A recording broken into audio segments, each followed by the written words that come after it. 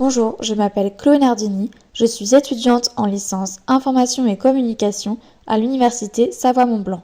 Dans le cadre de mon cours Arts et dispositifs, dirigé par Jordan Embry, je vais vous présenter mon analyse sur le fonctionnement implicite de la ville. Nous avions pour thématique la ville jour-nuit. En explorant la ville de Chambéry, je me suis rendu compte qu'au quotidien, nous explorons de multiples lieux et espaces, et que chacun d'eux ont une influence particulière sur la manière dont nous nous sentons. Je me suis arrêtée sur le cinéma L'Astrée, car pour moi, les salles de cinéma, de manière générale, pourraient être définies par ce que nomme Michel Foucault d'hétérotopie, lieu où les normes sont redéfinies par l'imaginaire. Cet espace renvoie une atmosphère différente de celle rencontrée au sein de la ville. De plus, j'ai pu observer que les passants interagissaient avec ce lieu de manière consciente, mais surtout inconsciente.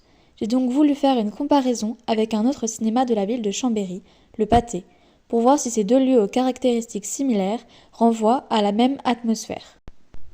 En plus de mes observations, je me suis appuyée sur comment le philosophe et écrivain Bruce Begou définissait une ambiance dans son livre Le concept d'ambiance.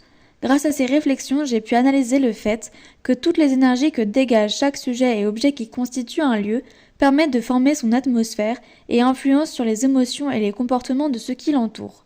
On participe automatiquement à l'atmosphère d'un espace. L'œuvre Thermal Drift de Raphaël Lozano-Hemmer permet d'illustrer ce phénomène.